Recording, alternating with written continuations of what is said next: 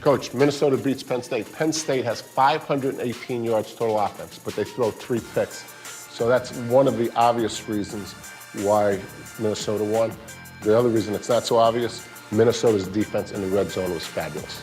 Minnesota takes a very unique approach to the red zone, and they play one defense, especially in the low red. Low red's 10 and in, right. High red's outside the 10. We spent more time in the red zone, I would say, than anybody in America. You tell me how many plays there are where every time you snap the ball could be the difference in 4 points. That's a field goal or a touchdown. So Minnesota red zone defense, they were in that situation 6 times. Penn State had 2 touchdowns, 2 field goals, and came away with nothing twice. That's impressive defensively. Back in 2008, we were playing Alabama. I was at Florida in the SEC championship game. It was the first time I witnessed this. We were playing Alabama when we did the whole try to expose your defense. Our offense, Nick Saban's defense. And we caught him in a field pressure. And we went right to speed option because we thought, here we go, this is a perfect play versus that. The defense, we called it, first time I've heard that, is check, check. They changed the whole, all 11 guys changed their assignments. They knew that we were running a speed option. They knifed the corner, hit us for a 3-yard loss. So they audibled after you made... They audibled after us. First time, now that happens all the time. We call that check, check. And I won't share the words I used on the headset. Very bad language. But, you know, this is something that Minnesota's doing right here. So watch closely. So the quarterback, Clifford for Penn State's trying to expose, and the offense coordinator staring right now at Minnesota's defense. Now they all look over the sideline. But this is the key part. Watch the middle linebacker. So he's changing the defense. All 11 on defense are getting a different call now. Okay, watch the back. The back goes to this side. Right. Watch him tell these 3 people they're in a certain. He comes to this side, they change. Right. And see, and once again, this is very detailed. But notice, as you pointed out, watch the defensive tackle give the signal to him, say, I got you, I got you, I got you. They got the perfect defense here. He tries to scramble, there's nowhere to go. And he gets some yards here, but once again, that's excellent defense about scheme and communication. At one point at Ohio State, this is the only defense we ran inside the low red. It's called goal line 7. And goal line 7 is basically 4 guys are going to play the quarterback and pass rush. These 7 right here are going to build a picket fence right along the goal line. Right. And you're going to force people to throw that tight window over the top of you. The thing about goal line 7, if you're going to play it, play it. And you're going to see Minnesota's in it every snap. Okay, the play that Penn State's running here, Jerry, is something called a QRPO. We did this all the time with J.T. Barrett. And this is the quarterback, it's a Q draw. But the Q draw, he's reading this guy. The number 3 receiver is going to run a hitch.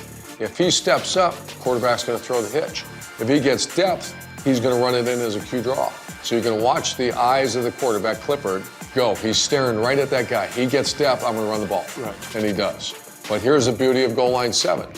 This defender is staring right at that tackle. Right. He's going to get a little bit of depth, but not much. There's no vertical press down in the low red. Right. There's nowhere to go. Right. So he's going to stay right here. This guy's unblocked as well. He's going to hang right here. The 5 guys are handling the 5 up front guys. This cat and this cat, they're going to handle the quarterback and the tailback.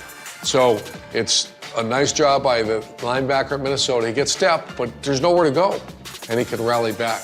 The challenge I have for Clifford, I think he should have scored. Right.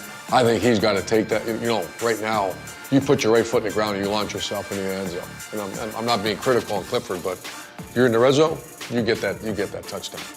PJ's done a terrific job at Minnesota, but Joe Rossi, coaching this defense, he took over at the middle of last year. He's done an unbelievable job. He has, and the coaching is easy to evaluate. It's your record, and it's how do you look on film.